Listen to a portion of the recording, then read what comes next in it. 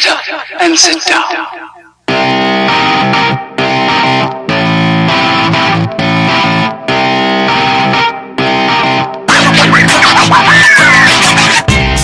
Episode 40.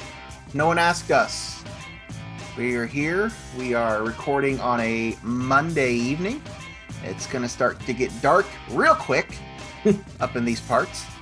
And we're here to talk about some whatever. Basketball, football, who knows. This is episode 40 of No One Asked Us. That's Craig Choate. I'm Logan Lee. Don't forget to give us a follow on our various... Why are you laughing? Because I've got a mustache and you're wearing a Santa hat. I just realized that you kept it on. Go ahead. Yeah, I kept the Santa hat on. I told you every week was going to be more and more Christmas up in here. Don't forget to follow us at No One Asked Us Pod on Twitter, at Craig W. Choate, at the Logan Lee. Shoot us an email at nooneaskedus2021 at gmail.com. Also, chapters are in the descriptions. So if there's something you want to hear in particular, feel free to jump around and listen to the things you want to hear us talk about. And you can skip over the things you don't want to hear us talk about. All that stuff per the usual. A couple other housekeeping type of things before we get started. Our schedules might be a little sporadic the next few weeks. Illinois basketball season is officially underway as of Tuesday, the day that the show comes out. And after this week, the next 4 Mondays are Illinois basketball games. So we normally record on Monday, so we're trying to decide how we want to do this. We're not sure if we're going to record on Sundays and then put the show up on Monday, giving a pregame for the game itself, or doing a post game on Tuesday. We're not really sure yet, but you can probably say goodbye to Tuesday shows for a while. That's probably not going to be a thing for at least another month or so. So you can probably expect to see these shows either on Monday or Wednesday for the foreseeable future. Craig, yes. How the hell are you? Good. How are you? Mustache is still intact, I see. Christy has not made you get rid of it. Well, it's because everything else is starting to grow in. Yeah. I'm doing the no shave November thing. I'm just not gonna touch anything. That's fair. through I the shaved month. last night. I never participate no shave November. I normally don't either. I probably did last year, actually, just because, COVID, and I was just letting whatever happen. But yeah, I looked at myself the other day. I had a legit mustache thing going on because I can't really grow anything like on the cheeks area. Like I just can't. Like it's either mustache and down here. So I had a weird looking mustache thing going on the other day. So I got rid of it and decided to, break the November habit and actually shave. So, but yes, I am wearing my Santa hat because I told you it's going to be more and more Christmas as we go along. My lights are up on the outside of the house now. So that's great. And that's going to lead into a topic we're going to talk about here real quick.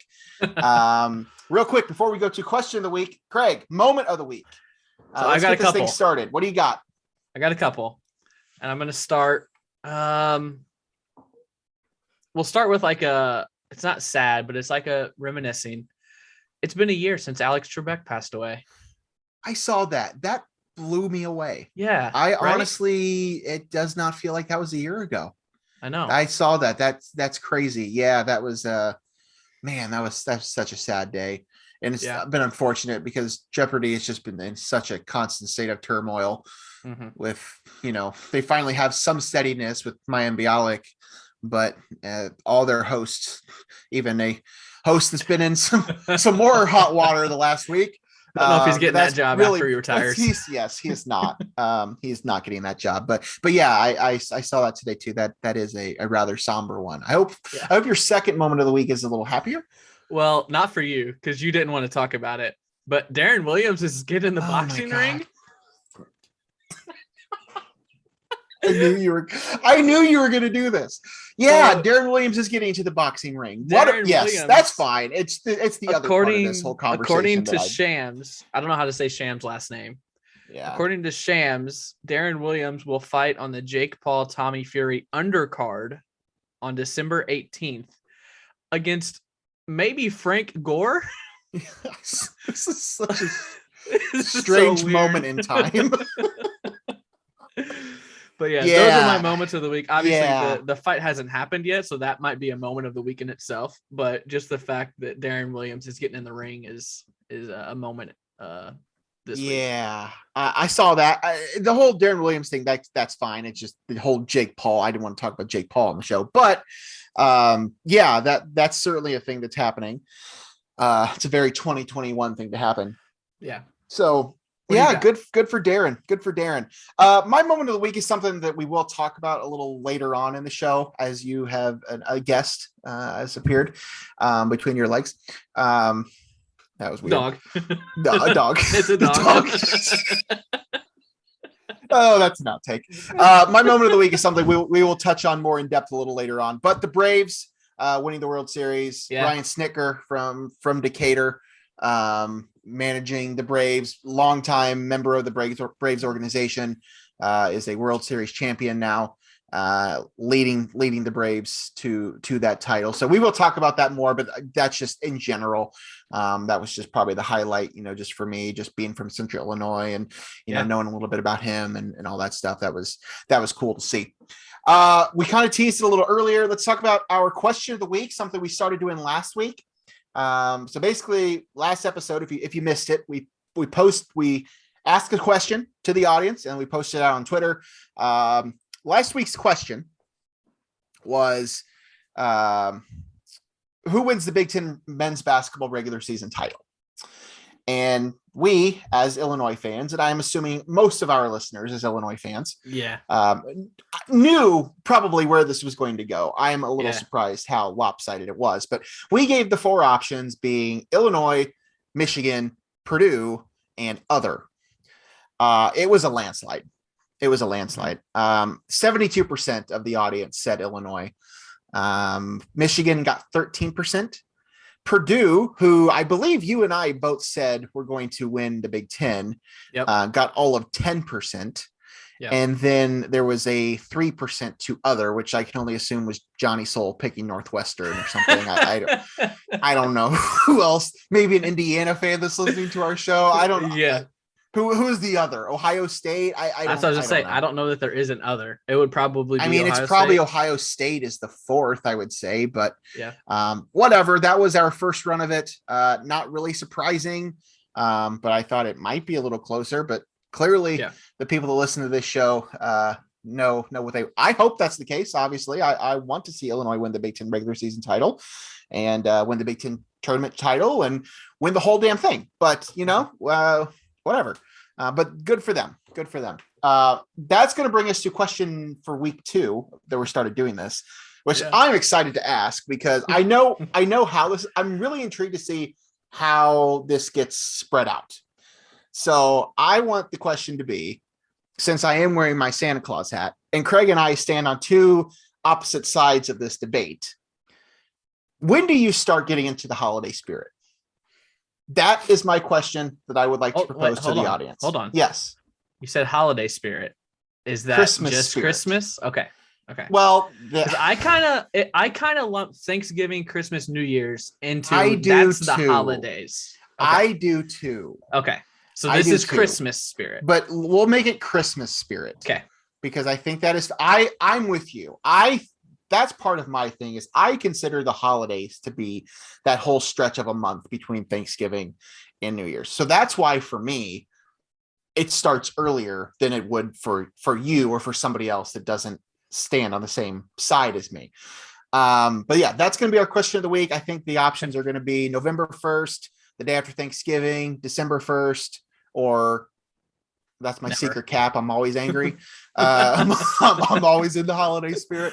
Or, never, I guess, if we want to make that the option too. But yeah, that's going to be our question of the week. And I'm excited to see the responses because I'm just interested to see what people say. I've seen plenty of people that already have their trees up, their lights up. You would think that I'm like the first person. And if it was just me and I didn't have that much stuff, like when I was living by myself in my apartment, it was up. It was like up December 1st and I was done. It took me like an hour. But now I have a house and there's a lot more stuff and it just it takes longer. So, but I turn the Christmas music on, a little bit here and there. I like to dabble in it. I don't just go head first all the time. Christmas music. I can't do that this early, but that doesn't mean that I don't have Holly on Sirius XM queued up as one of my favorites.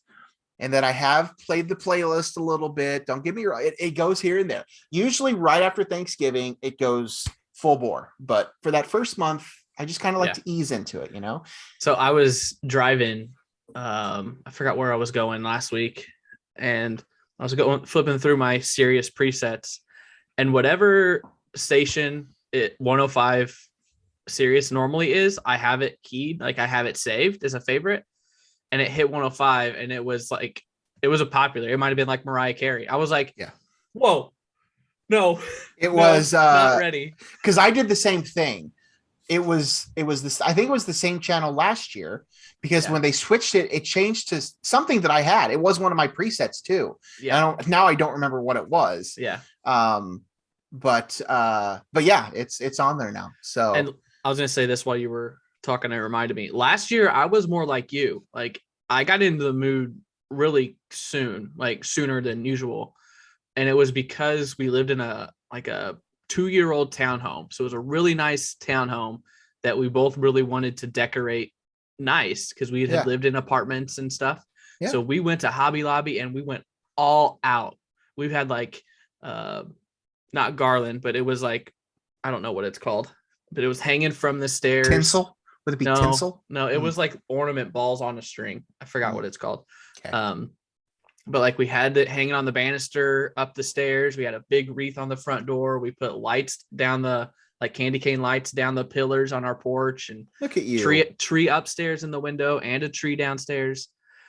We have no room for that in the house that we're in here now. There's no stairs. There's no pillars out front.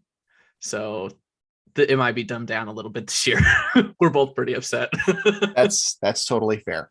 But yeah, we're getting into the holiday spirit, and that's great. It's my favorite time of year, and yeah, I love it. The other thing that I love about this time of year is that it's basketball season. It is. And I think that's part of the reason why I love this time of the year so much. It's not just because of Christmas. It's also because of college basketball.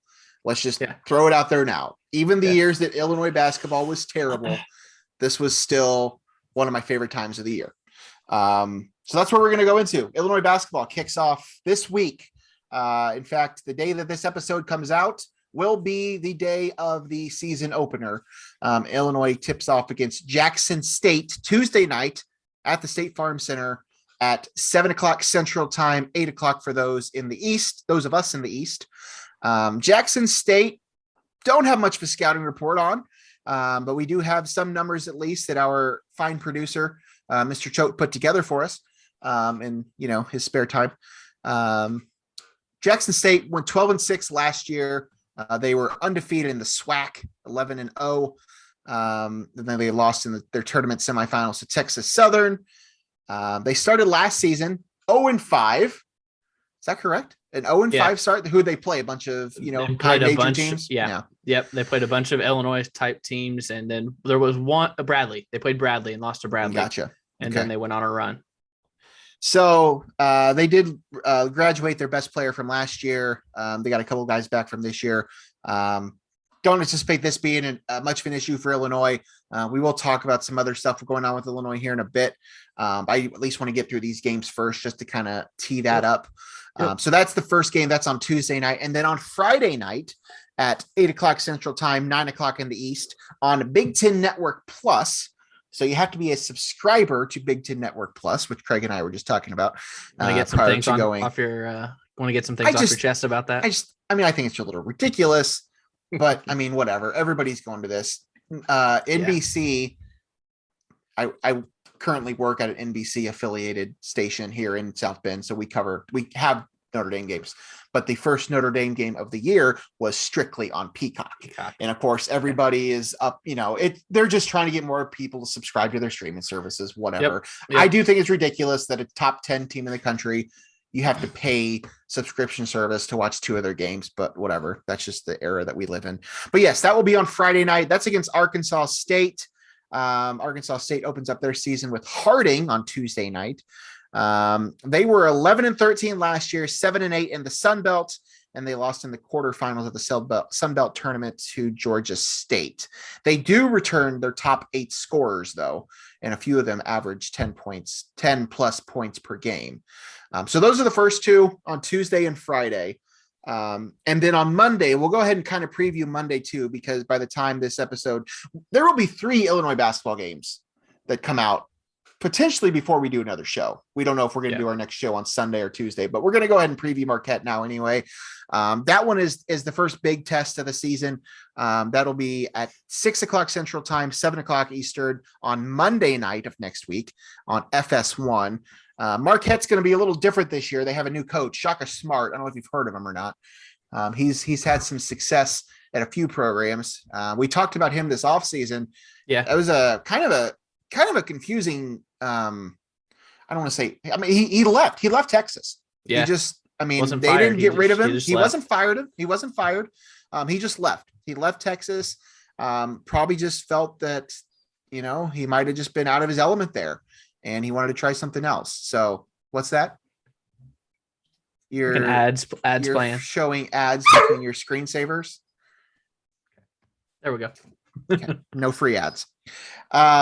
So yeah, that's going to be the Marquette situation. Last year, Marquette was 13-14. They were 8-11 in the Big East. They did lose to Georgetown in the first round of the Big East tournament. They did lose one key player from last year, Dawson Garcia, who is a name that we mentioned a few times on this show because he entered the transfer portal, and we thought he was a candidate to come to Illinois. This was back when we knew Io was gone. We thought Kofi was gone. We wasn't sure what the deal with Kofi was. Didn't really know about Trent. But Dawson Garcia was a popular name. He was I don't remember his exact height and everything, but he was a more or less a post player, stretch 4, that ended up going to North Carolina. Yeah. So he is no longer at Marquette. So that's going to be a kind of a different look. You are kind of busy over there. You have your hands full. Yeah. Do we need to take a timeout, Craig? No, he's being fine. He's just in my face. Okay. Well, you know what? If you need to take a break, you just let me know. No. Let's fight through. Okay. Well, I'm doing all the talking anyway. So yeah, those are the first 3 games on the Illinois docket. 2 of them against, lesser opponents. The third against at least a power conference school. I'm not sure exactly what type of team Marquette's going to be this year. But that's what Illinois has to start the season. Now, before we get too further into this, we do need to talk about the situation with Kofi, which we did address last week. Kofi Coburn will not be on the court for the first 2 games, or the first 3 games. It was 3 games, right? Yeah, it's all 3 of these games. So Kofi will not be there for all 3 of these games, according to the projected lineup. It does look like Coleman Hawkins is going to start in his place, which is kind of what we anticipated. I would think Illinois should be fine, assuming that nobody else is gone in those first 2 games, especially. I would think Marquette shouldn't be an issue. Now, the other thing that we do need to address, I don't know that everybody else is healthy. I know there were some injury issues during the exhibition. I know there was something with Trent. Hutcherson doesn't sound like that may not be a full go yet. I don't know what sort of health situation the team's going to look like on Tuesday night or Friday night for that matter. Do you think that we should be concerned? Honestly, and even if everyone was healthy, the game that concerns me is Friday, is Arkansas State. Okay. I don't know a ton, obviously, but what we just read and what I looked at last night, having your top 8 returners from last year, that's a good foundation. That's an absolutely great foundation for them. Marquette does not have that. No. 10 players on their roster, freshmen or redshirt freshmen for Marquette. It's a new system, brand new coach. So the most stable team that Illinois plays this week is Arkansas State. So that's a bit of concern. Like you mentioned, Trent got banged up, DeMonte banged up, Hutcherson banged up, no Kofi because of suspension. And you just don't know what happens throughout the weekend practice. So we're not exactly sure who's going to be available for Illinois.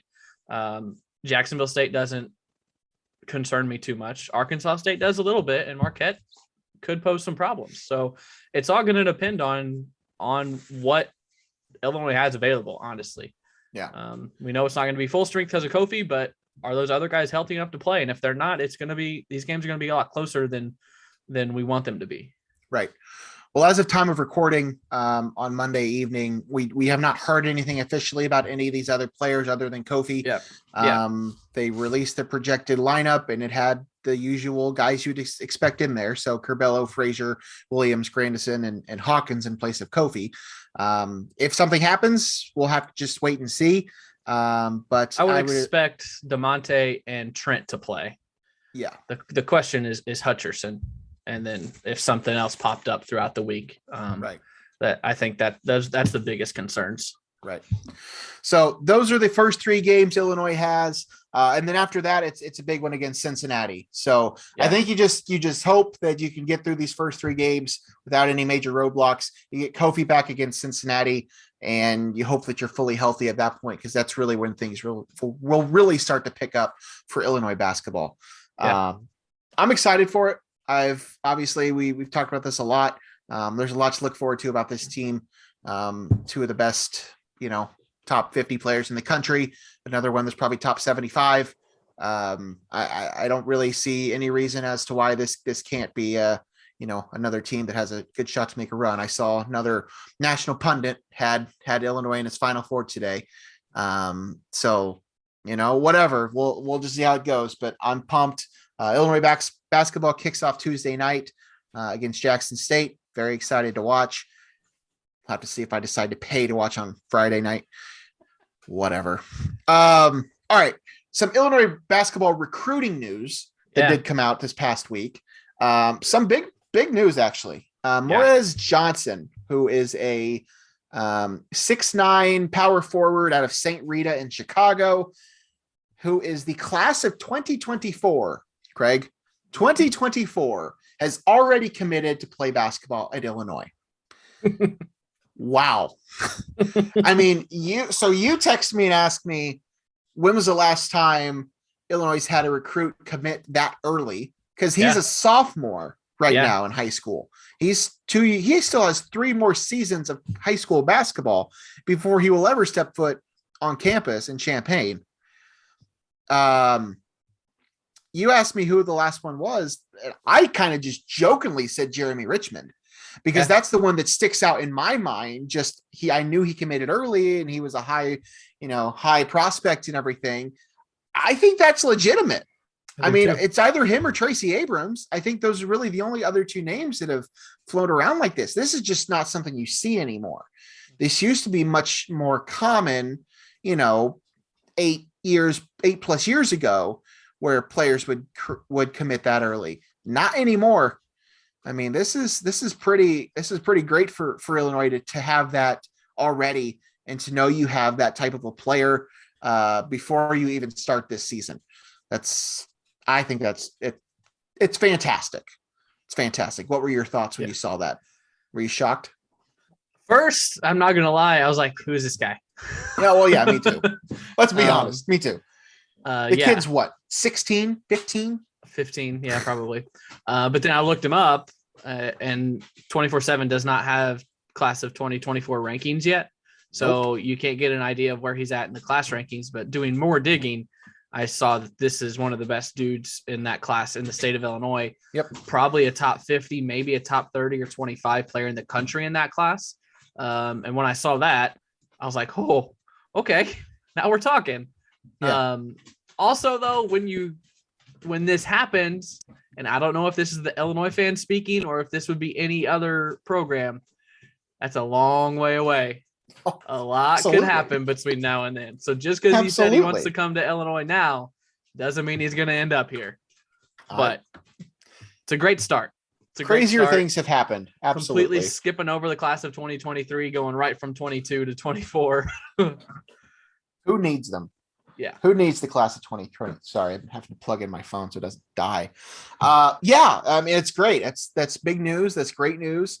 As you said, a lot can happen in those 3 years before he actually comes to Illinois, but big get nonetheless. I haven't seen specifically who he had offers from, but Oklahoma, Notre Dame, Florida. I did see that. Yes. Ohio. I believe there was an Ohio State in there too.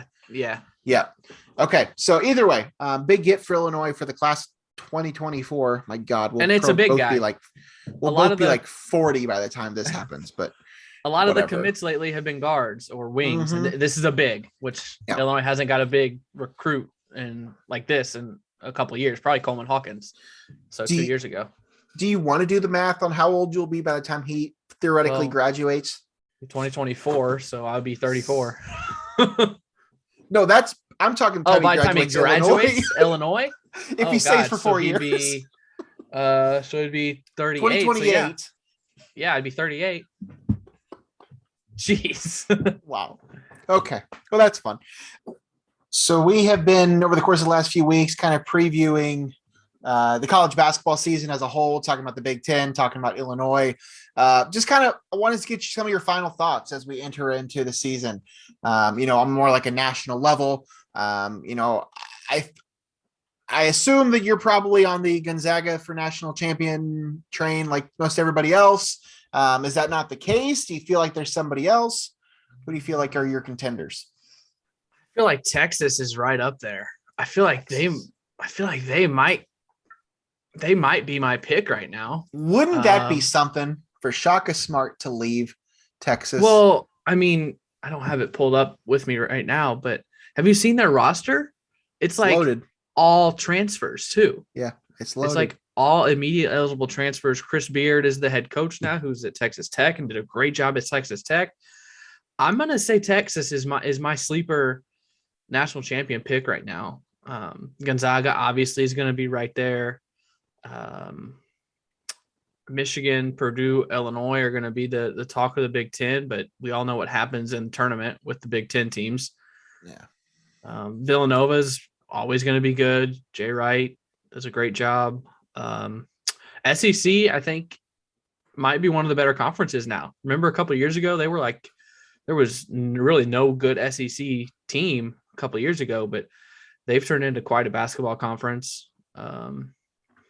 What's the ACC got? I guess Duke. Duke is always Duke. Virginia, UNC, new head coach. See how Hubert, is it Hubert? Yeah, Hubert Davis, right? See how he does. Big 12 is Big 12. Baylor, I mean, defending national champs, you can't count them out.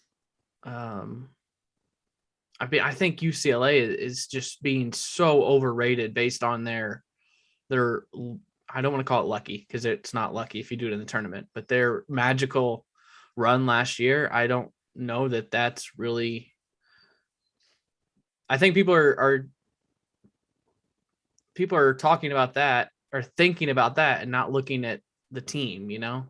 Like they barely made it in the tournament last year. They added Miles Johnson, which is a big addition for him. But I don't know. I think it's Gonzaga, Texas, the 3 Big Ten teams, and then probably another blue blood like Kentucky or Duke or North Carolina or something like that. But that's where my head goes right now. Yeah, I'm not totally sold on UCLA either. I think they'll be good. They obviously have, at least one of the top 10 best players in the country. But again, he kind of just emerged during the tournament last year. Yeah. I don't know necessarily if that's if that's just the viewpoint of somebody from the Midwest who hadn't seen any Pac-12 games, or if he was just finally on a national stage, or if he really just kind of emerged, whatever. Johnny Juzang's a great player. I'm just not sure I'm totally sold on them.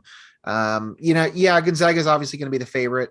And I don't know that the Big Ten continues to struggle in the tournament. I don't know that this will be the year that shakes. Yeah. I do kind of like Purdue though. I know we've already taken them to win the conference. As much as I love Illinois and want to see Illinois do it and think that they could, there's just something about this Purdue team. They just kind of, I'm kind of in on Purdue. I'm not going to say that's necessarily my pick. It's hard for me to make a pick. If I was going to make any pick, it'd be Gonzaga, but like you were given Texas as your, sleeper or whatever, I'll probably take Purdue for that. Yeah. It's not original just because we already picked them to win the conference, but I just think they're a team that they could definitely be dangerous come tournament time. We listed the top 11 minus Kansas. Kansas is ranked 3rd. So we didn't mention Kansas. Did we mention Villanova? I mentioned Villanova. Okay. Yeah. Memphis also, Oregon 13. And then, getting some SEC schools there. But that's about the top 15. I think we got most of them in there. Yeah. You Preseason. want to make any predictions for, any of the individual awards? Who's your national player of the year? Probably going to be Timmy. It's probably going to be Timmy. Because I think Gonzaga might lose one game. So they're going to be number one seed, number one in the country. So you give it to the best player on that team. I would say Timmy for sure. You got a sleeper pick? Let me look here. I think maybe someone from Memphis. I could see Memphis having a really good record and being a top seed. Imani Bates, the freshman. I could see him sneaking into some conversations, but it's tough for a freshman to win player of the year. I mean, if Juzang's the real deal, he could do it at UCLA, but that's not a sleeper pick. If I had to pick a sleeper, it would probably be like Imani Bates from Memphis. Let me look at their roster real quick. I got it pulled up here. Jalen Duran, the center. He's a freshman as well. I feel like there's Landers Nolly. Remember that name? Yeah. He was at Illinois Target, went to Virginia Tech, is now at Memphis. Earl Timberlake was at Miami. He's at Memphis now. So if Penny has a good season, if Memphis has a good season, I could see one of them getting some love. But yeah. I'm with you. I don't think Kofi does. You don't think Kofi wins it? I don't think Kofi wins it. No, even if Illinois runs the table, I don't think Kofi wins it. No, I think I'd be hard pressed to pick anybody other than Drew Timme. I just think that, as you said, I don't think they're going to lose much. I haven't even looked at their schedule. Who do they play in the non-conference? I think they have a couple. They play Texas. Games. They play Texas, second game of the year, and they play UCLA, and they play Duke, and they play Alabama, and they play Texas Tech. They got some games. They scheduled up. They definitely scheduled up. Washington's on there too. Yeah, that's 2, 3, 4. Man, that's gonna be tough. 8. I don't think they nearly run the table like they did last year. Just looking at their schedule right now for the first time, I don't think there's any way. I'm not saying that they're not the best team in the country and that they still can't win the national title, but between, as I said, Texas, UCLA, Duke, Alabama, Washington, Texas Tech, somewhere in there, there's a loss, if not more than one. So they've got 6, looks like 6 Power 5, or they're not Power 5 in basketball. What's it called? High major, 6 high major games. And it looks like, BYU's in the West Coast Conference. What? Since when is BYU in the West Coast Conference? I don't remember when that happened. Oh, well. Are they? I saw that. Is that actually a thing? Yeah, I saw they had BYU on their schedule twice, so I clicked on their conference standings, and BYU is now in the West Coast Conference. I don't know. Interesting. Not for long, though, because aren't they one of the teams going to the Big 12? Yeah, they're going to the Big 12. But yeah, I'll still take Drew Timme. I don't think they'll have nearly the run they went on last year, but I think he's the best player on the best team. I don't know that I really have an under the radar kind of guy. I mean, we've talked about a lot of those guys from the Big Ten. I think any of them could do it. Juzang, obviously, you mentioned, but I think Drew Timme's probably the pick there. Did you see this March Madness bracket that they're doing? Yeah, is that another Twitter account that's ran by Illinois Twitter? Basically, I hear some squeaking coming from you. I had to steal that from him. Okay. Yes, I have seen this. I don't have it pulled up though. Do you want to talk about it? Just quickly, I have a gripe. It really bothers me when freshmen get put on preseason award lists. you don't like when freshmen get put on preseason award lists. Yes. And why is that? Because you've never seen them play. You've seen them in high school, but I mean, how often are they wrong? I don't know. I just feel like preseason All-American teams, like how can you name a freshman a preseason All-American? It doesn't, I don't understand it. That's all I got. I see where you're coming from, but this isn't college football. These players are more than capable of being in the NBA. Most of them, when they come to their respective schools. So yeah, I see what you're saying, and I kind of agree with you, but at the same time, honestly, how often are these type of things wrong? I mean, that's a good point. I'm not saying that the kid from Duke is going to be a player of the year contender, but I mean, barring an injury, is there any chance that he's not one of the 15 best players in the country by the end of the season? Do you really think that that's happening? I don't know. I don't know anything about the guy. But yeah, he's obviously on a lot of preseason All-American lists, but it's not like this is the first time that this has happened. This happens on a consistent basis. Yeah. Where there's always a freshman thrown in there, and they're usually one of the best players at the end of the season too. So sure, it doesn't have to be the case, but I don't think it's as ridiculous as you want to make it out to be. Yeah. I guess it's just something that I wouldn't do. I wouldn't put a freshman on a preseason player of the year list in any form or fashion, just because you just don't know. Right. No, that's fair. That's fair. I get that. Do you have anything else you want to vamp about? Anything else you want to get off your chest about college basketball? No, that was it.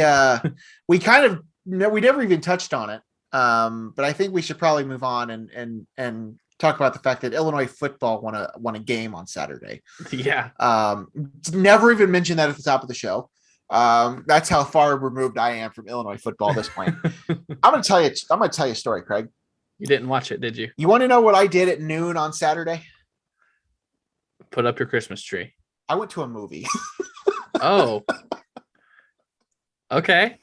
So I caught the end of this game. Okay. It was not the Eternals. I saw the Eternals Thursday. Okay. So I didn't. I'm tuned out. I'm tuned out of Illinois football. I'm in basketball mode. I did catch the end, and I obviously know the score. And Illinois continues to be world beaters. Them and Purdue is just taking down all the giants of the Big Ten. It's hard to consider Minnesota a giant, but they were a top 25 team according to the college football playoff. That's another story for a different topic. But hey, here's where we are. Illinois football victorious yet again, moving to 4-6 on the season, 3-4 in the conference, beating Minnesota 14-6. Illinois scored 2 touchdowns in the first half and shut out Minnesota all the way to the last quarter. Tell me about this game, man. Tell me from your vantage point, what's happened? What is Illinois football right now? Ryan Walters is Illinois football right now. Okay, that's a good answer. The defense has been spectacular. Sorry for the squeaking in the background. The defense has, they've totally changed since that Virginia game. They have figured something out since the Virginia game. Let me get my notes app here and try to talk through the squeaking. This is great content here. Oh, love it. I'm wearing a Santa hat. Don't they have like doggy TV they can watch or something? Or you just muted yourself. I can't hear you now. You can watch the ads that are rolling on my YouTube background. Okay, I can hear you now. So I did some research last night, or it was Saturday, because I was arguing with a Missouri fan where Ryan Walters came from about how Ryan Walters is a bad coach. And so I went through every Illinois opponent and looked up how many points they scored against Illinois and what their average is points per game. Illinois has held all but 2 of their opponents below their season average in scoring. Do you know those 2? Let me look at the schedule. See if I can give you an answer. This is since the Virginia game? No, this is all season. Oh, so what's the stat again? They've held 2 teams. 2 teams. 2 teams have scored more than their season average against Illinois. Probably Virginia. That is one. And still undefeated UTSA. No. UTSA Really? averages 39.4 and they scored 37 against Illinois. Nebraska. No. Nebraska averages 29.9. They scored 22. I don't know. Who's the second one? Wisconsin. Actually, I should have double checked today or yesterday because I did this Saturday, which means that their season stats might not have been updated. But Wisconsin scored 24 against Illinois, and as of Saturday, probably before their game against Rutgers, they were averaging 21.9. So the Illinois defense is what is carrying this team, and it's evident by the scores because they're scoring 16 and 14 points and winning football games. So the Illinois defense continues to be the reason that these things are happening. Granted, they still lost to Rutgers 2 weeks ago, which is, unexplainable, but yeah, here they are now. The last 3 weeks, if they beat Rutgers, which they should have, and they hold on to beat Maryland, this is a bowl team already. They're 6-4. Yeah. 2 of the last 3 weeks, they've beaten now Penn State and Michigan and Minnesota, 2 teams that were both in the top 25 at the time of those games. And it's just crazy. This is just where we are. Your face and your reaction. I'm having technical issues, so I'm all over the place right now. Your face and reaction was like perfect. I turned my headphones off, and I couldn't figure out what's going on. I don't know. This is just great content. Illinois football is back, baby. Illinois football is no, I'm not. Back to what? Mediocre? I don't know. Big Ten Brett. I did see some national publications websites put out their Big Ten rankings, power rankings. Yeah, and they have some of them have Illinois as high as 8. That seems a little high, but we're going to get to that here soon because we have some things to talk about with those power rankings. Okay. All right. But yes, Illinois football gets the win at Minnesota on Saturday, 14-6, improving to 3-4 in the conference, 4-6 overall. Yes, Craig. Question to you. You have something you want to say? Sure.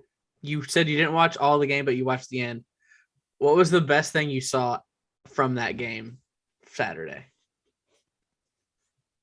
The or. Yes. Or the Caleb Griffin pass. One of that those was two, good too. Was incomplete. Was good too. But yes, definitely the or. The breaking the or over that was great. By the punter. That was great. The punter just killed your motto. Big Ten Special Teams Player of the Week, might I add. Those that didn't see, Blake Hayes pinned Minnesota inside the 10 or inside the 5. Yeah, inside the 5, I think. Inside the 5. And he was running down the field, turned around. So his back is facing the camera, but he is facing the Illinois sideline. And he acted like he was rowing a boat with an oar. And then you see him take the oar and snap it over his knee. Obviously not a real oar, but like going through the motions. It was phenomenal. I tweeted the video and got like so much play on it, and I loved it. Yeah, that was pretty good. Illinois football gets the win at Minnesota. Brandon Peters, the passing game is non-existent. That's something we've been talking about for a while. He was 7 for 9 in the air with 1 touchdown pass for all of 80 yards. Caleb Griffin, pride of Danville, did get a pass attempt. What was the play for that? I didn't actually see this. I just saw some images. It was some sort of reverse. So he was lined up as a receiver, and they either handed it off or tossed it to the running back, and he started the reverse, and that person tossed it back to him, and then he threw it downfield.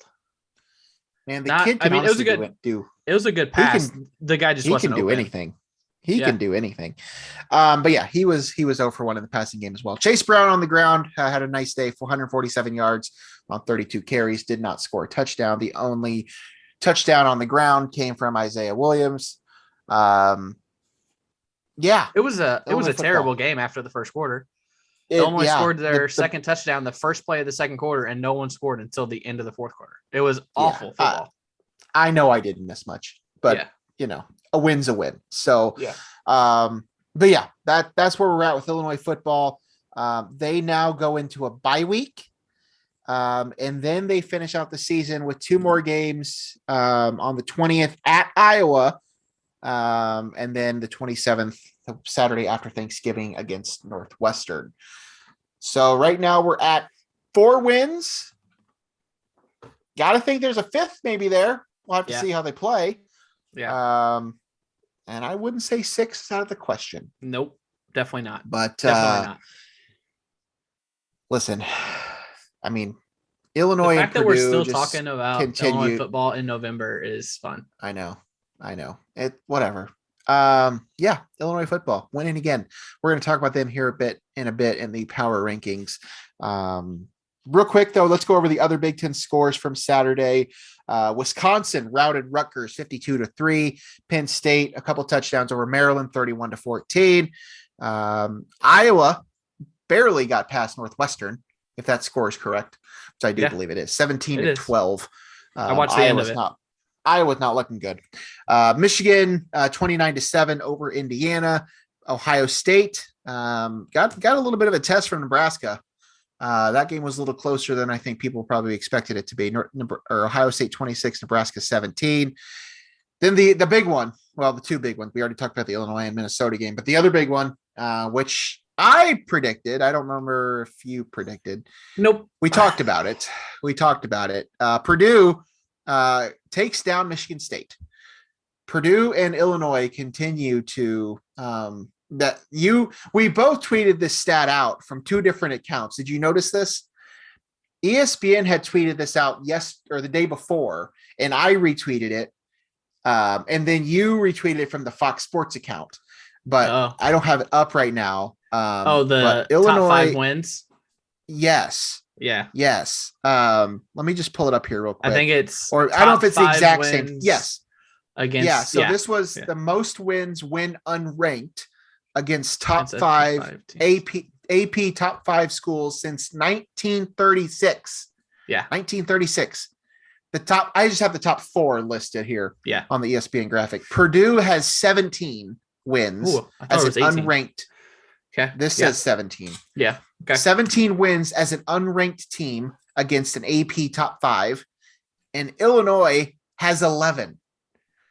Illinois, USC, and Michigan State are the other 3. USC has 11 and Michigan State has 10. So, I mean, I'm not saying it's the best list to be on, but if you're just known to not be a good team, I mean, sure. Why not? One more thing from Saturday that they said during the game. Saturday was the first time Illinois has beat a college football playoff ranked team. Well, yeah, that makes sense in the era of the football playoff, because the football playoff ranking doesn't come out until like halfway through the season. So I saw November, that. I had to do the math on that. Like, that doesn't totally make sense. But then I realized, okay, well, there's some stipulations here. The first thing I saw that and I was like, that's not right. That is not correct. And then I was like, wait a second. It is. Wisconsin upset was in late October. And these don't come out till November before the rankings. Yeah. Before we move on, just quickly, Marquez Beeson has entered the transfer portal. Yes, I forgot about that. I knew you had that in here, and I kind of just skipped over it. Just a quick note. Don't need to dissect it too much. It sucks because him and Isaiah Williams were the prize recruits of Lovey's class, and that class was supposed to be spectacular. And Marquez came in as a freshman and lit it up his first week of training camp. He was one of the best defenders on the field his first week of training camp. And then he tore his ACL and he just has not recovered. That really derailed his career and set him back. So hate to see that. But the first thing I thought when I saw that was, he sounds like an SMU guy. Does he not? Does he not look like a SMU guy? Yeah, sure. He's from the Dallas area, going back home, like SMU or like a TCU trying to rebuild the Horned Frogs with Jerry Kill. I could see that. Sure, absolutely. Yeah. Just a quick note that he's gone now. This is the first or second of what's going to be a ton of transfers. So when you see all these guys transferring, don't be surprised because there's going to be a ton. It's happening. All right, real quick, let's go over the Big Ten standings before we get to our power rankings. We'll start with the West just because it's just not nearly as exciting. Really? Okay, it's probably more exciting, but that's just not where the better teams are. Let's just be honest. Right. On the West, there are 3 teams at 4-2. So yes, that is the most exciting. There's 4. Oh, Iowa's in there too. There are 4 teams at 4-2. Yeah. Okay, so I guess it is the more exciting in terms of how it's going to finish. But let's be honest, those teams aren't very good. Wisconsin, Minnesota, Purdue, and Iowa are all 4-2. And then there's Illinois at 3-4. I don't even know how that happened. Northwestern's 1-5, Nebraska's 1-6. Then on the East, which yes is probably not the most exciting, but it is where the better teams are. Ohio State's still 6-0 in the conference. Their only loss this season is to Oregon. Michigan State's 5-1. Michigan's 5-1. Penn State's 3-3. Maryland's 2-4. Rutgers 1-5. Indiana still has not won a game at 0-6. Yikes. All right, Craig. Let's talk power rankings. I'm kind of excited. Okay. Well, I'll say this. Before we even did this, as I was putting these together today, I was almost going to ask if we could just skip power rankings. Yeah. Because it's just kind of a mess. And I don't know where to put some of these teams. Yeah. But we're going to do it anyway, because we've been doing it every week. And we can make them quick. We're going to make these quick. I do have a lot of changes, though. Some maybe deserved, some of them not deserved. I have reasoning behind some of these changes. Yeah. So let's just start at the bottom. Craig, give me your 12 through 14. 14 and 13 don't change. Northwestern and Indiana. Okay. And 12, pretty big change. Nebraska, 12. Okay. We always talk about how they're not as bad as they think, but at some point you have to start winning games, and they're not doing it. They've lost 4 in a row, 6 of their last 7 to drop to 3-7. I dropped them all the way to 12. That's down 3 spots. Also, speaking of, they announced that Scott Frost is returning next year. I did see that. Whoa. Wow. Wow. That's 12 through 14 for me. What a move. Okay, so I have a lot of changes at the bottom of this. And I have no changes at the top. We'll just spoiler alert. Yeah. I have it Indiana at 14. I thought you might. Indiana has not won a conference game. Now, Indiana has a tough conference schedule. They are in the most difficult side of the conference. Their schedule to this point, I had this pulled up earlier. Let me see if I can find it here real quick, because they have not had an easy road. Now, it's not an excuse. They at this point should have gotten a conference win, but they've had to play. Not only are they the tougher side, but their cross whatever matchups have been against Iowa, which they lost, have been against Wisconsin's coming up, I think. They have Minnesota coming up. Okay. But yeah, so their losses are to Iowa, to Penn State, to Michigan State, to Ohio State, to Maryland, to Michigan. I mean, they've just had a rough, man.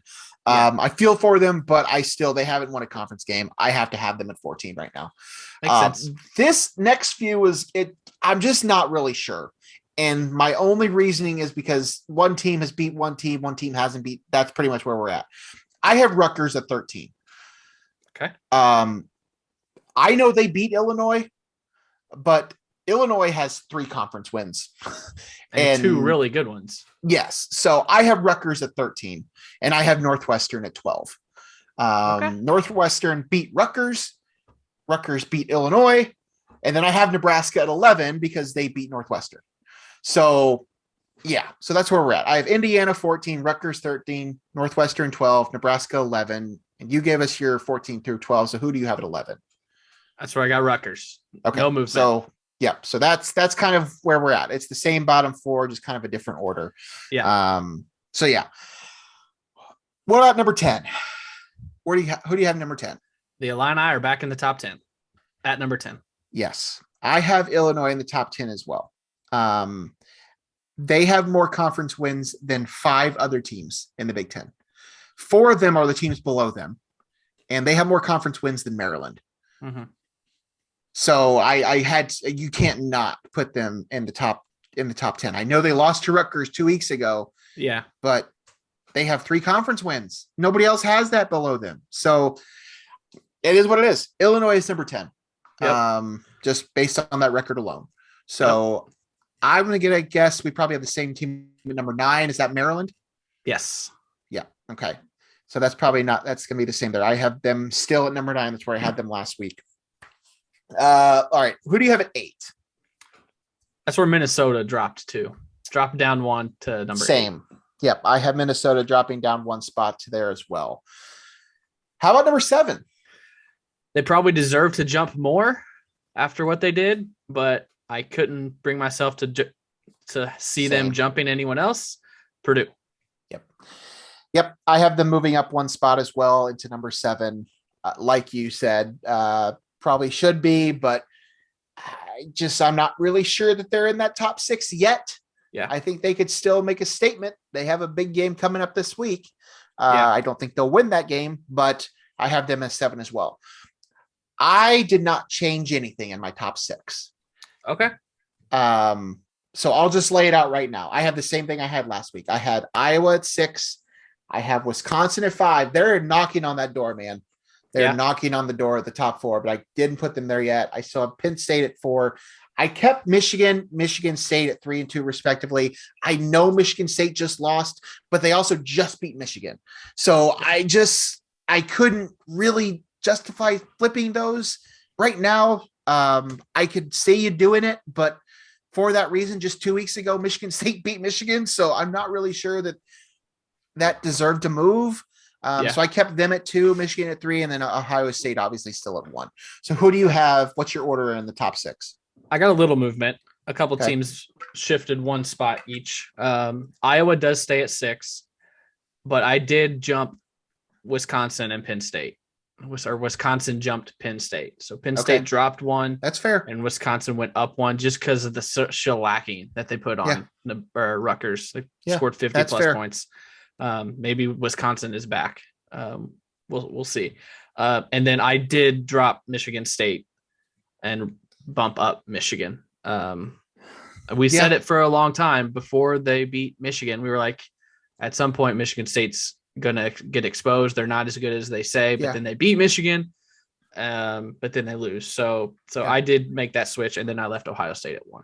Yeah. I mean, I could see both the ways we had it kind of working. My reasoning, as I said, they just beat Michigan. So I just didn't really feel like that was worth it to move them. But that's what I have. That's our power rankings for the week. We'll see what changes next week.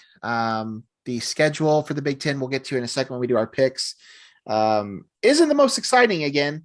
There might be 1 or 2 matchups that are of importance in there, but you never know. There were a couple upsets this past week too. So, all right, let's go to the whole tier thing, which I'm about ready to write off because all this work that I've done, nobody in the college football playoff committee bothered to ask me for my opinion. And because no one asks us, Logan. This is no one. God, okay. We can have our own show about this. We record this show on Mondays. Terrible timing. The committee does this whole announcement on Tuesdays, and this is how it's going to be for the rest of the year. Because even if we do our shows on Tuesday, we're still going to be before the committee comes out. Whatever, it's dumb. I'm over it. I am over. If they want to have a 4-team playoff, that's fine. We're going to get into this rant now, by the way, in case anybody was curious about the college football playoff. Just call it something else. Don't call it a national championship because it's not. It's not a national championship. This is a college football invitational presented by Bass Pro Shops. Like, that's what this is. This isn't a college football national championship. It's just not. If you're not going to give everybody a shot, then what's the point of this? Like, it's just an invitational tournament, and that's fine. It's better than the 2-team BCS championship bullshit we had for 20 years. I give it that. But this whole Cincinnati thing just baffles me. I shouldn't say that. It doesn't baffle me. It just infuriates me. Like, they're just basically saying Cincinnati has zero chance. Putting Cincinnati at number 6 at this early, that was the very first poll they came out with. The very first rankings that the football playoff committee, whatever, came out with, had them at number 6. All that does is says even a Cincinnati team that finishes the season undefeated will not be in the college football playoff. And I just don't, I don't think it's fair. I just don't.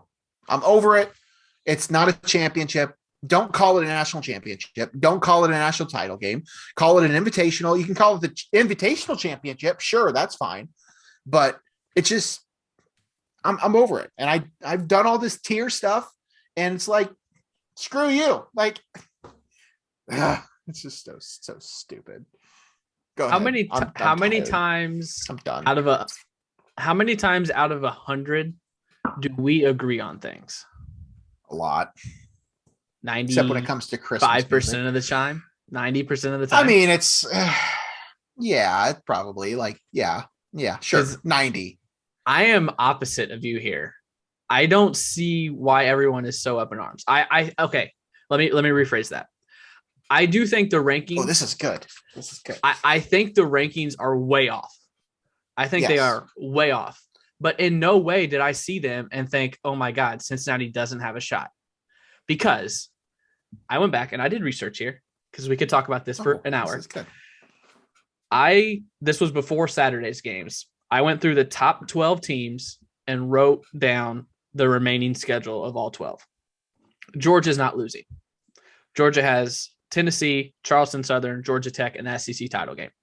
They're going to go undefeated. Alabama has New Mexico State, Arkansas, Auburn, SEC title game, probably, which they will lose to Georgia. They could lose to Auburn. Michigan State, Ohio State, Michigan are all right there. They were 3, 5, and 7. Michigan State and Ohio State play each other. Ohio State and Michigan play each other. So all of them are going to have at least one loss. 2 of them are probably going to have 2 losses. So they're going to get knocked out. Oklahoma has Baylor this week, Iowa State, then Oklahoma State, and then a Big 12 championship game. Wake Forest lost last week. They're out. Notre Dame has Virginia, Georgia Tech, Stanford. So pretty much every team surrounding Cincinnati is probably going to lose another game. So Cincinnati's going to be a top 4 or 5 team. But will they? I don't That's see the question I have. Listen, what's going to happen? It's going to come down to Georgia because do you agree they're not going to lose? Yeah, I agree. Okay, it's going to come down to Georgia because they're not going to lose. Alabama's going to have 2 losses. They're not getting in. So that leaves only one SEC team, one Big 10 team, Michigan State, Ohio State, and Michigan, because Michigan and Michigan State will probably have 2 losses. If Ohio State slips up, they'll have 2 losses. So if any of those Big 10 teams have 2 losses, they're out. So still, the only guarantee right now is Georgia. Oklahoma could run the table. They could get in. Where's Oregon? Oregon's the only other one. Oregon probably won't lose. They'll probably go 11-1, probably win the Pac-12. They'll probably be in. So it's going to be Georgia, a Big 10 team, probably Oregon, and then either Cincinnati or Oklahoma. That's what it's going to come down to. I'm not saying you're wrong, because you're not. Yes, there is certainly a scenario out there in which it could happen. But for them to come out with this first ranking and to put 3 teams in front of them that all have a loss, it just tells me that they just want no part of it, is what that tells me. You're just showing your cards. You want no part of Cincinnati playing in it. Okay, Cincinnati is undefeated, yes, but their only good win is Notre Dame. I'm not saying it's not. I just don't think we. They probably do have a better resume than Ohio State because the only team Ohio State has played is Oregon, and they lost to them. But Oregon State has a quality win over Ohio State. Michigan State had a quality win over Michigan. Alabama, I guess, doesn't because they're Alabama, they're going to be 2. Does Georgia have a quality win? I don't know, but they're undefeated. I'm not disagreeing that the rankings are atrocious. I'm just disagreeing with the outcry that Cincinnati doesn't have a shot because they totally do. All they got to do is keep winning. They didn't do themselves any favors this week because they almost lost. But I think Cincinnati still probably has the odds on getting in. I think Oklahoma probably has a bigger gripe than Cincinnati because Oklahoma's undefeated and they're at 8. I know. I get it. I think it's just for them to come out and every other poll has them at like number 2 or number 3, and then for them to release it. And I understand that. I mean, the AP poll are they going to be one of the 5? If the AP poll had Cincinnati at 4 or 5, would there be this big gripe? Probably not. No. So it's just because of the disparity between the AP and the CFP? I think mostly, yes. Yeah, that makes sense. I mean, yeah, you're right. It's only week 10 when this came out. There's still several, 3 or 4 more weeks to go. A lot can happen. And yes, it's not a done deal that Cincinnati doesn't get in even as undefeated season. I'm over the 14 thing. I just am. I just don't think it. I just don't think it does anybody any favors other than a couple of conferences. And I would venture to guess that even an undefeated Cincinnati won't get in. In fact, seeing that poll come out, I would almost put money on it. I would. I just think that they will jump teams. I think they will jump teams to put them in, to keep them out, to get other teams in. I really do. I think that this is hard because there's not an updated ranking yet because it's not Tuesday. Right. So I'm looking at other things. So I don't know what it's going to look like. You got to figure Michigan State's going to drop. Yeah. Below, so, the current AP, about 8. The current AP, you have Georgia, as you mentioned. Sure. Yes. If Georgia runs the table and beats Alabama in the SEC championship game, then yes, Georgia's in, Alabama's out. Yes. Oklahoma, even if they win out, yes, they're in. Yeah, I don't know. I'm not going to sit here and dissect it all because you've already done this. It's just, I don't know. I was annoyed with a lot of it, but the Cincinnati thing, it just tells me that they don't want any part of them. And as I said, I think I'd put money on it. That even an undefeated Cincinnati team doesn't get in. There are about 10 teams left that could get in. Oh, I have a thing for that. There are about 10 teams left. 7 of the, hold on. There are only, 7 of the 10 have ranked games left. Oregon, Cincinnati, and Notre Dame do not have a ranked team left on their schedule. Everyone else does, which means those are losable games. So I think Cincinnati and Oklahoma, the 2 that were disrespected by the poll, I think they control their destiny. They just got to keep winning because their schedules aren't that tough.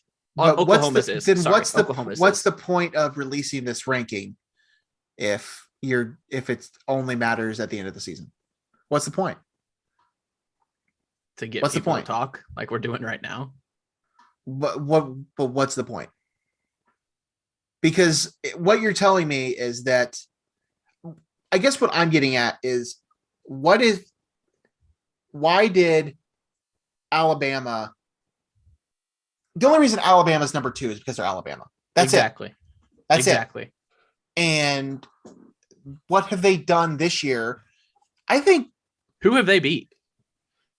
Nobody that's higher ranked than Notre Dame. Exactly. First off, yeah. I mean, that's something to keep in mind. I'm not saying that they haven't played a tougher schedule than Cincinnati because obviously they have. They play in the SEC, but they don't have a single win against a team that's higher ranked than Notre Dame is. Miami, Cincinnati's Mercer. Win. Miami week 1, Mercer, Florida week 3, who now we know is not very good. Southern Miss, Ole Miss, lost to Texas A&M, blew out Mississippi State, blew out Tennessee, and barely beat LSU.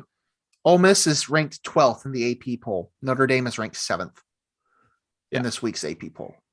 I don't know. I get it. Yes, you're probably right in that. Yes, if they do win out, they're still going to obviously have a chance at it. I just think I was just caught off guard. I think a lot of people were just like, why are we doing this? Yeah. Yes, it is to get people talking about it. I understand that. I just have this gut feeling that they'll just keep them out again. Yeah. And whatever. If I understand that they're probably not one of the best 4 teams in the country, but then what's the point of playing this? Like, why are we doing this if you're not actually going to let these people play? Whatever. I'm done. That's my rant. Yeah, as you mentioned, there's probably about 10 or so teams left. Baylor was really the only team I feel like totally dropped out of the mix this week. Wake Forest didn't. Well, yeah, they're probably done too. I don't think a 1-loss Wake Forest team gets in. Nobody else really. Michigan State can still. I don't know. The Big Ten winner is going to be if it's not Ohio State, it could be anybody. I guess. Well, who knows? Yeah, I mean, that's really kind of where we're at. I've talked way too long about this nonsense. I don't know. I just want to point out that I'm really glad I got this light because it's really dark and I'm just not used to this. And I got to turn a light on in here because all I have is this light. It's just really throwing me off. It feels like it's so much later than it actually is. I know. All right, let's get into picks. We've been talking for way too long. Last week, Craig, you went 8-5. You went 5-2 in the Big Ten, 3-3 in the national picks.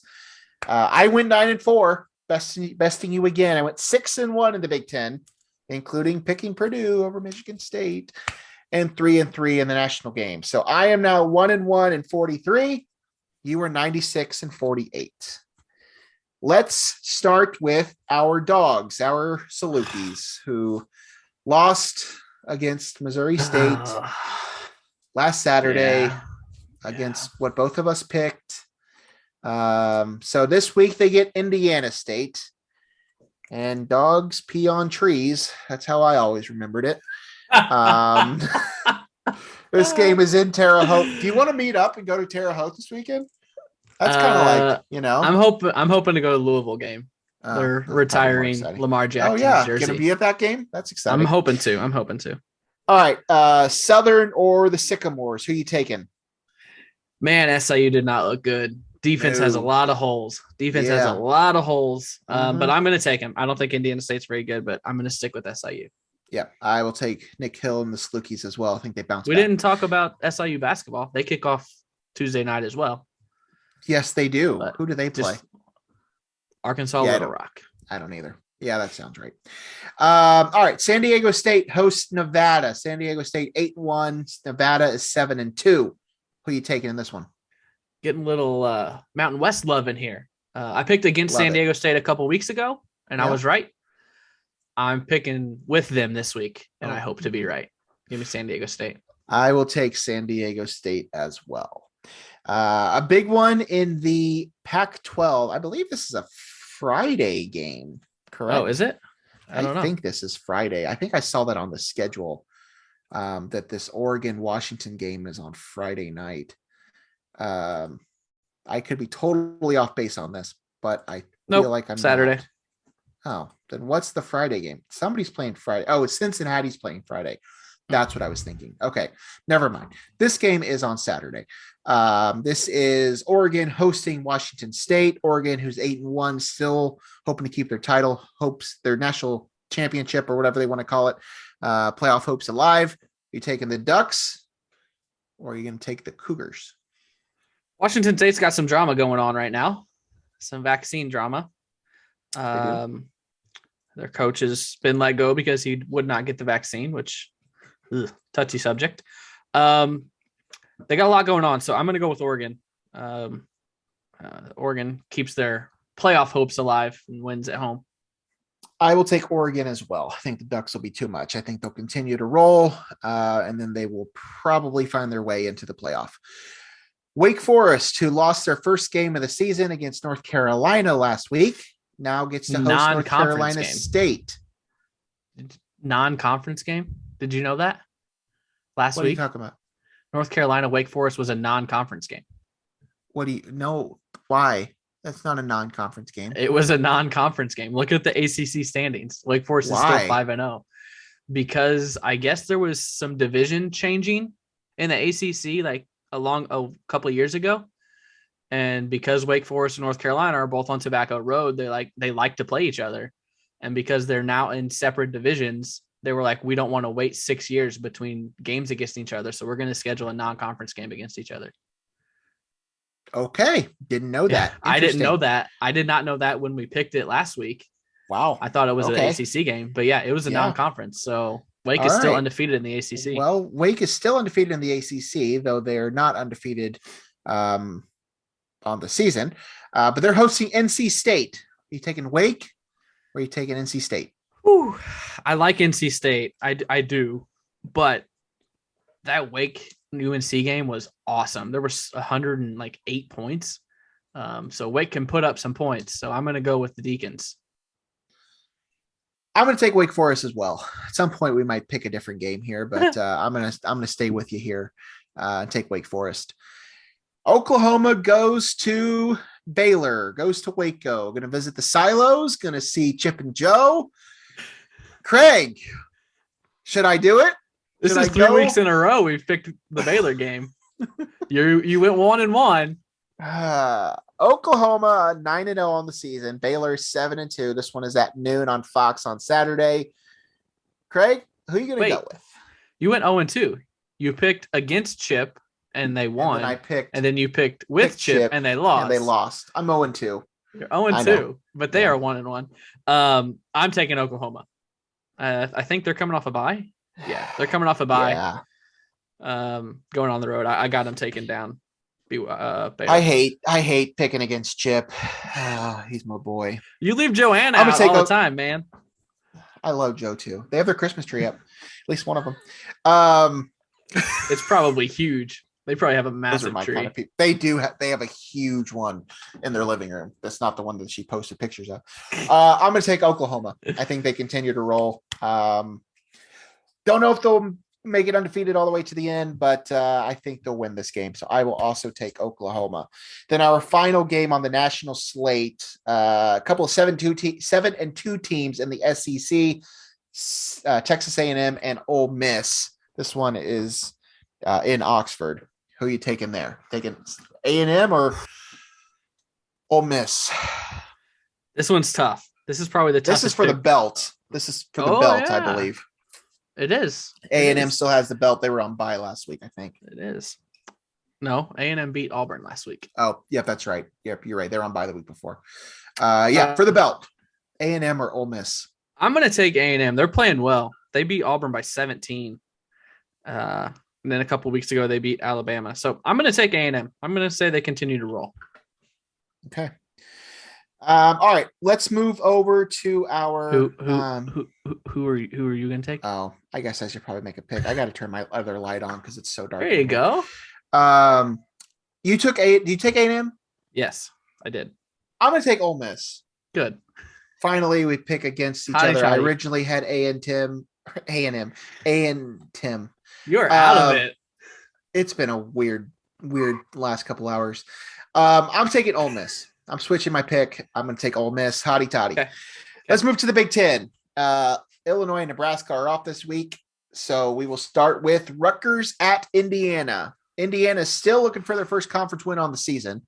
They are 2-7 on the totals for the season. Not a highlight game. Who are you taking? Hoosiers? I don't know. Hoosiers? ESPN doesn't even show the line on this game. There might not even be a betting line on this game.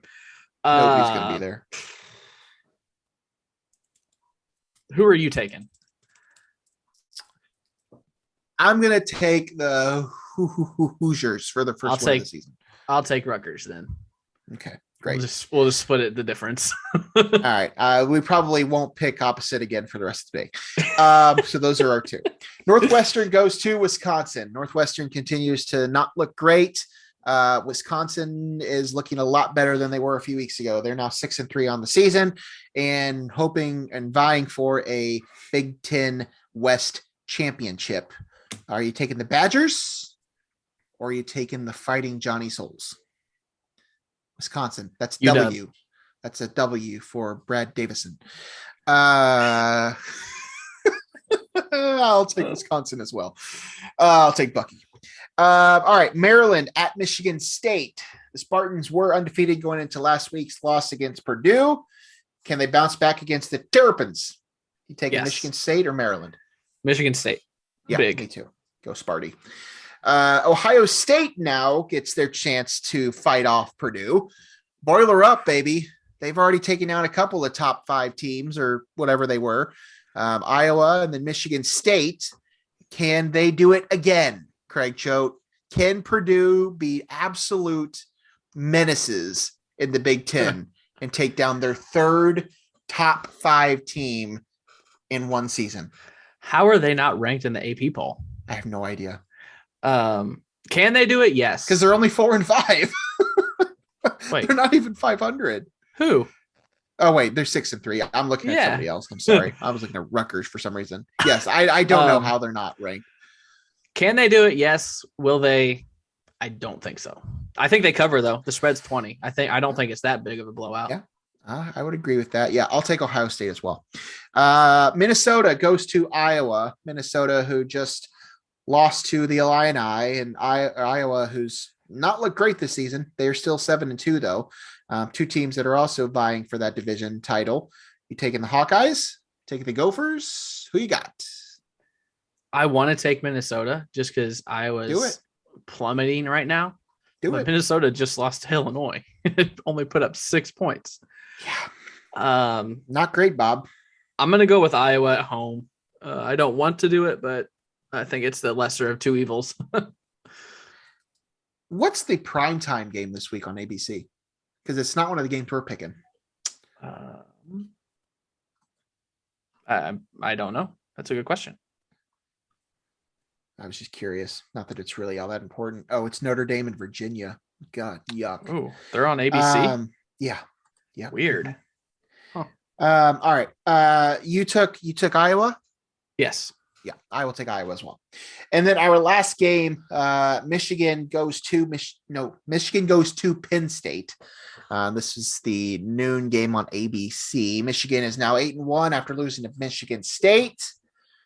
Penn State has struggled. They're 6-3. Who are you taking? Taking Jim Harbaugh on the road?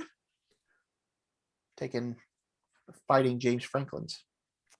I think Michigan's legit. Even though they lost to Michigan State, I think Michigan's pretty legit. So I'm gonna take Jim Harbaugh and his no longer khakis. Have you noticed that? He's just not wearing khakis anymore. I'm taking Michigan in Happy Valley. I'm gonna take Michigan as well. If Illinois can win there, Michigan can win there. Michigan can win. Yeah, absolutely. All right.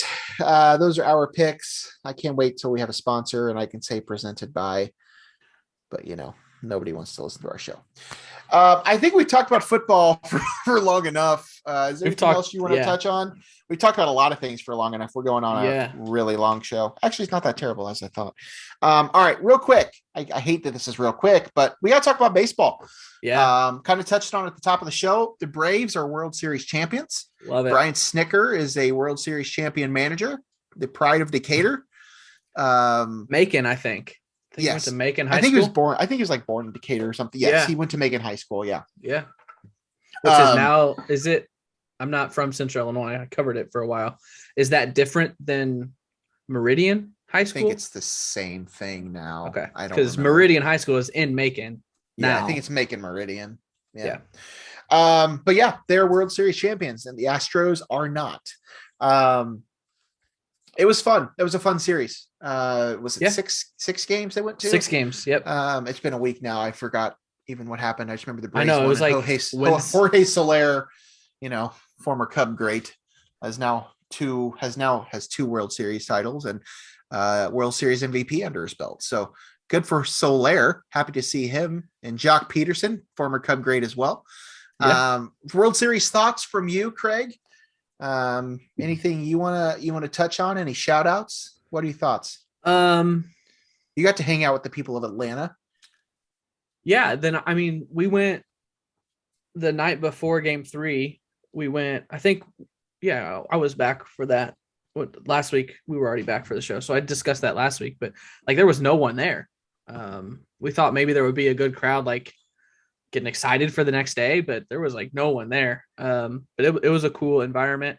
We tried to go back the afternoon of game 3, but it was too packed, and it was like 8 hours before first pitch, and we were just like, yeah, we're not going to deal with this, and we started driving back here. But yeah, I was excited. I was happy. I've got family in Atlanta. They were all posted on Facebook about it, how happy they were and all that. I'm just glad it wasn't the Astros. I've kind of not forgiven the Astros for what they did, but it's kind of an afterthought now, I think. I was rooting for them in the ALCS. I would rather have been there than the Red Sox. So, but I don't think I want them to win a World Series, which they didn't. So, what Astros instead of Red Sox? What a take. Yeah. Yeah. Yeah. There was something else. Oh, the Soler home run. Oh my gosh. Goodness. It was missile. Yeah. I'm not sure it's like, landed yet. Yeah. It was like carbon copy of Pujols. Did you see the side-by-side video? Yes. It was like the exact same spot, except Pujols, the roof was closed, so it hit the glass. Right. Soler's went out of the stadium. They said it was only like 446 or 460. That was a 500-foot home run. Like, I don't get the StatCast numbers. They never make sense to me. But did you see the picture I posted the day of game 5 or 6 or whatever? I don't know. I posted on Facebook and Instagram, probably all my socials. I'm sure I did, but 95 or 96. Yes. My mom, my first baseball jersey was a Braves jersey I think I got it from my family that lives in Atlanta. It was my first jersey. And so my mom took us to one of our friends who lived nearby, who is a farmer and had corn, and had me and my brother kind of standing at the edge of the corn, like a Field of Dreams photo shoot. So I posted that. It was cool. I had her, I sent her on a scavenger hunt to go find that picture so I could post it. we were the generation that grew up. A lot of people from our generation grew up Braves fans. Chipper Jones, man, my favorite. That was player. a fun team. It was a good team. That 95 team. Plus, I mean, they were still on TBS all the time, which was a superstation. It was a national network. So, a lot of people. I grew up with quite a few people that grew up as Braves fans just because, they were on TV and they were fun and they were good. And Chipper Jones was great. And it's been now 25 years or whatever since their last World Series title. But they are victorious now. It was just a fun team. It's a fun story. We've talked about it before. They weren't even at 500 on August 1st, and they had the worst record in the playoffs and all that stuff. Yes. Did you see the Hank Aaron thing going around?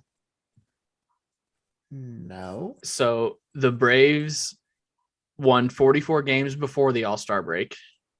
Oh. They won 44 games after the All-Star break. They had 44 mowed into their grass center field the entire season, and they won the World Series in the 44th week of the calendar year. Okay. It was crazy. Also, I need to look this up. That's pretty cool. Keep talking about it though, because I got to look one more thing up because I saw one more, but I'm not sure if it's true. I need to do some math here. They were just a fun team. We've already talked about it a few times. Their record, as I said, wasn't even at 500 on August 1st. And then to have the second half that they did after the injuries to Acuna and the issue that they had with Ozuna before the season even started. I know they had some pitcher issues, and their pitching staff was 37-year-old or however old Charlie Morton is, and then a bunch of young guys, and that kind of three-headed monster out of the bullpen. And then they just kind of built this outfield platoon around the deadline, bringing in Duvall and Peterson and Rosario and Soler, and just kind of built this thing that just kind of worked for them. And then you add on the fact that they have Freddie Freeman, who's a perennial MVP candidate, who is healthy, and Ozzie Albies, and Dansby Swanson, who's a great story. He's a kid that's from Marietta, Georgia, just down the road, and grew up a Braves fan. And he had a really cool post-game interview. I don't remember what game it was after. I don't know. He hit a home run, I think, him and Soler had like back-to-back home runs at one point in one of the games. And there was a really cool moment with him and either Rosenthal or Verducci, whoever's interviewing him. He just had a really cool moment. Just kind of, I'm from here. I've always been about this team. I forgot about it. He wasn't drafted by the Braves. I was thinking he was, but he was drafted by the Diamondbacks, and he was traded in the Shelby Miller trade. Yeah, I've forgotten about it. He was sitting at Illinois Field in Champaign when he was drafted. Oh, I remember that. Yeah, I remember that series, and I came down for that game. I think I remember that night. We can talk about that later. That was very important in your career, I think, around that time. But yeah, so what did you get your stat that you were looking for? Yeah, it was not correct.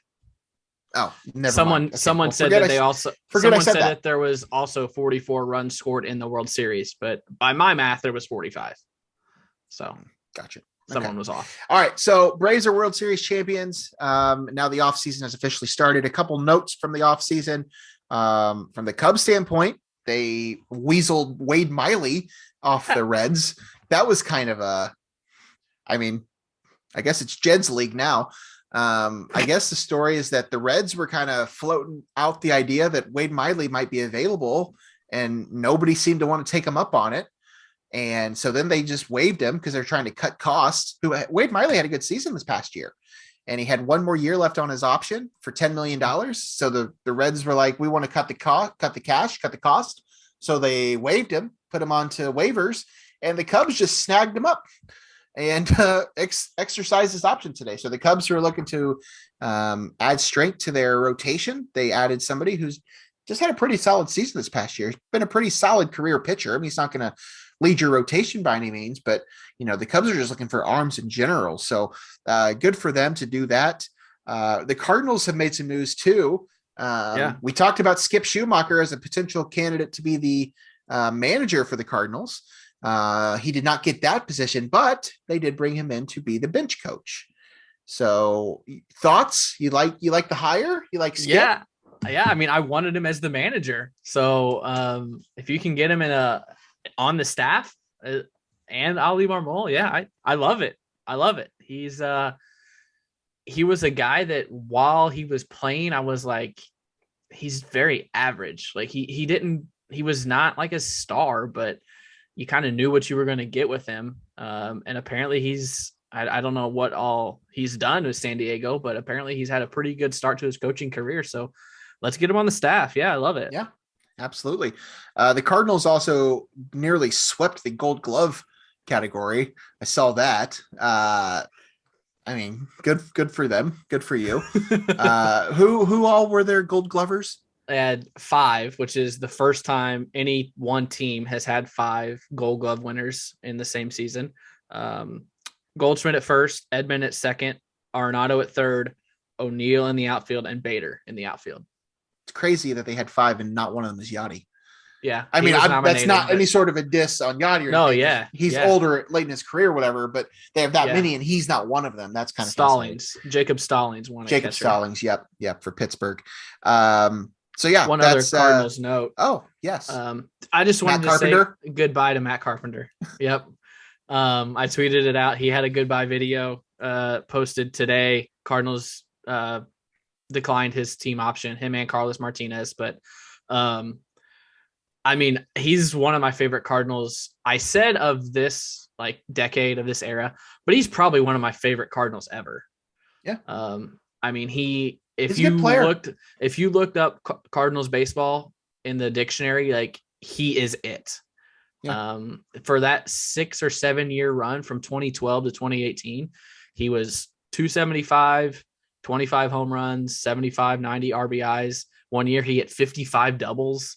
Like he could hit. Awesome. He could hit, man. He could play a few different positions in the field, none of them very good. Yeah. But you could at least stick him in a few places and he might get a ground ball.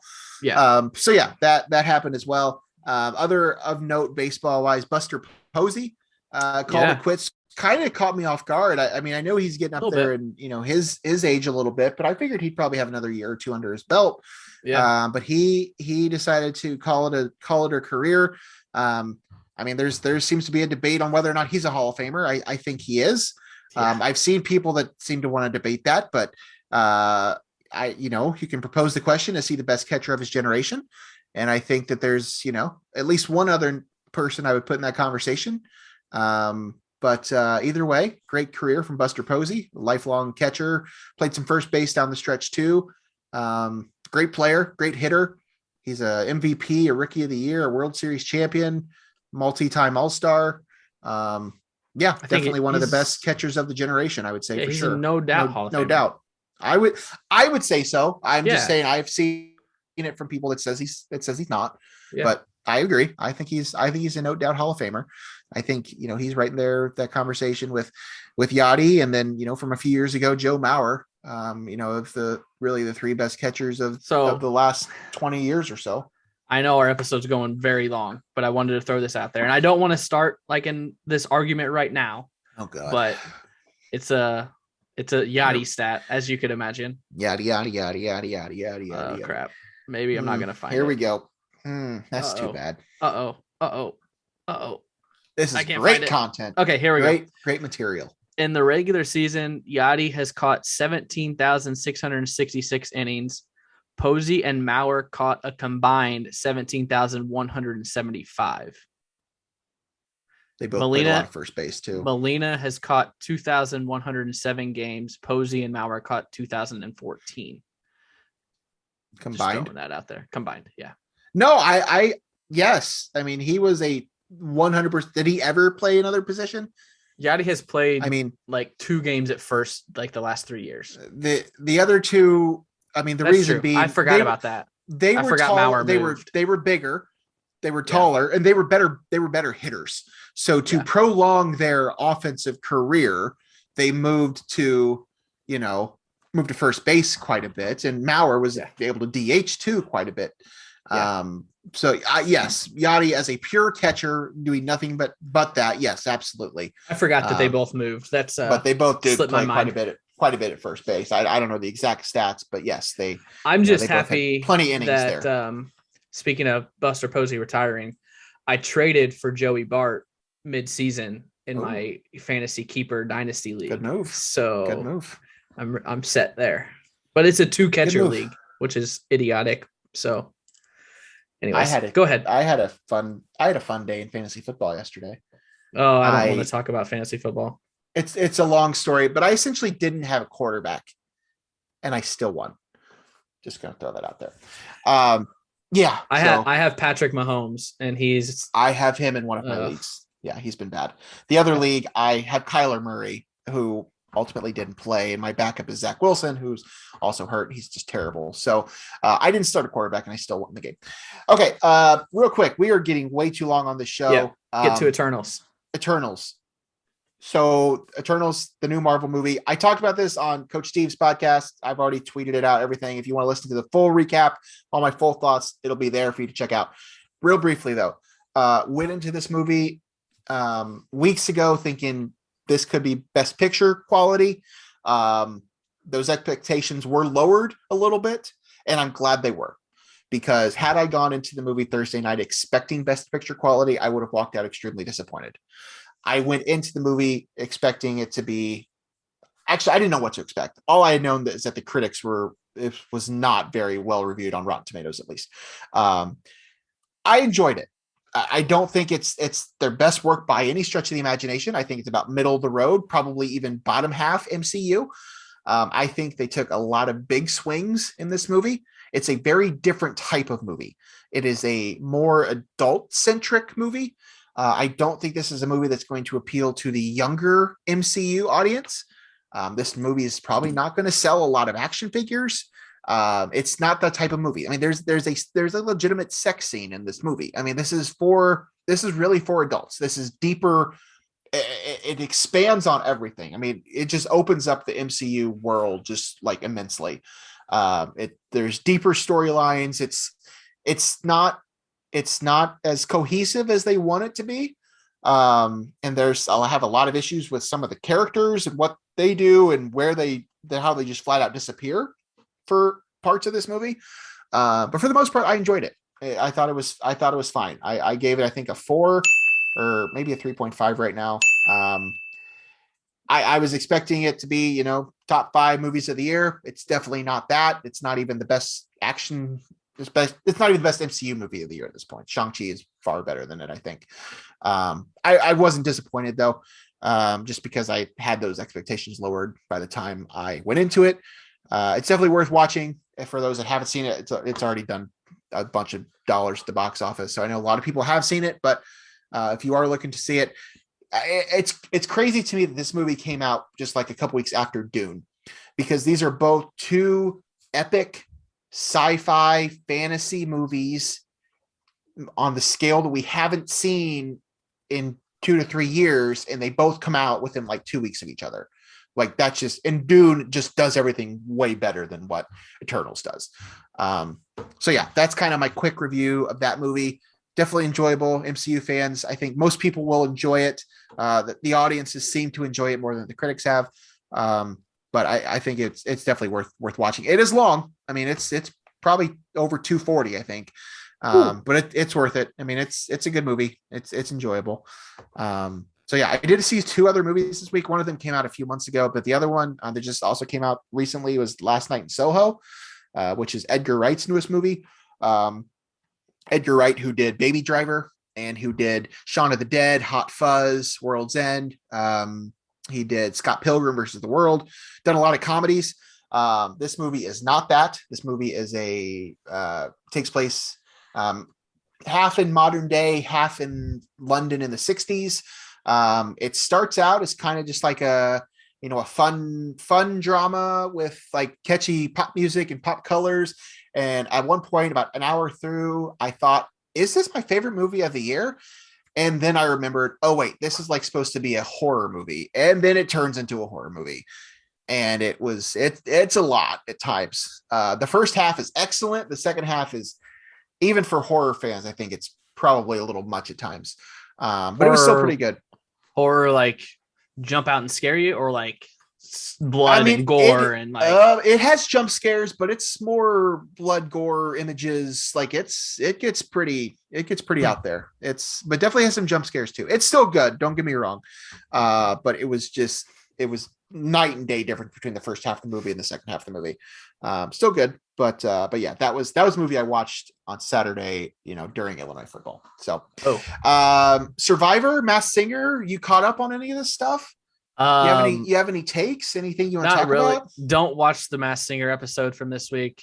The person that was in it does not deserve to be on TV and never has. So just don't waste your freaking time. I hate that. When they took their costume up, Logan has been on the show. He was on it last year, a couple of years ago. Not me. Jake Paul's brother, Logan. Yeah. When they took their mask off, I looked at Christy and said, I might never watch this show again because they had them on there. I don't know that I even saw who it was. So don't waste your time. That's great. Survivor is kind of pissing me off. They're throwing so much new stuff and so many twists, and it's like it's ruined. Like you go in and you have your game plan and your game plan's going perfect, and then they throw there's like 10 different advantages out there right now with idols, and then they gave one player the option to completely switch the game. Like they ran a competition. They split the tribe into 2 tribes. They ran a competition. The tribe that won got their reward, their feast, and they told them that they were safe in the vote. And then they let one person decide if they're actually safe or if the people who thought they were not safe, if they switch. You know what I'm saying? And spoiler alert, don't mute if you haven't watched. If you're watching Survivor and you haven't watched last week's episode, mute, whatever. But she decided to switch it. So now the 6 people that thought they were safe are now no longer safe, and the 6 people that thought they could go home are now safe. And I'm not enjoying it right now. There's just too much going on, and it's not very good. So both shows are on my bad side right now. Wow. All right. You need to start watching Succession. Speaking of TV, Yellowstone started yesterday. You're a Yellowstone fan. Yes. It started yesterday. Me and Christy are going to watch that tomorrow or Wednesday, maybe. Never watched that one. I do watch Succession. That's pretty good. I've compared Yellowstone to an American Western version of Game of Thrones. Yeah, that's what I've heard. I've heard it's really good. I've heard a lot of people talk about it. But yeah, all right, that's wonderful. All right, Craig, anything else you want to talk about? I feel like we've been talking for a while. This show's been kind of messy at times. I apologize. Yeah, what's our timer at? I don't know. Well, according to this, it's like hour 45, but that's not entirely accurate. So yeah, the dogs kind of got times, but the dogs caused some problems. Yeah, this has been a long one. So yeah, final thoughts, Craig Show? Let's hope for a 3-0 week. Hope for a 3-0 week. Yes. Illinois basketball kicks off the season tonight. If you're listening to this on Tuesday, they'll have 3 games this week. Craig repping his orange and blue. I am not. I should have. Don't know why I didn't. I wear that enough as it is. We will be back next week. Don't know when. Might be Monday, might be Tuesday, might be Wednesday. Who the hell knows? Won't be Tuesday. Won't be Tuesday, most likely. That'll probably be like that for a while. So keep an eye out for us on Twitter. At No One Asked Us Pod, at Craig W. Choate, at the Logan Lee. Shoot us an email, noonaskedus2021@gmail.com. Yeah, we'll be back next week to talk about, as Craig said, hopefully a 3-0 week for Illini basketball. Yes. R.I.P. Matt Carpenter, or you pulling your Matt Carpenter bobblehead? Or, yep, there it is. Matt Carpenter bobblehead. All right, for Craig Choate, Matt Carpenter, all of Craig's dogs, I'm Logan Lee saying goodbye. We'll see you next week. Go Illini. 45 days till Christmas. Bye.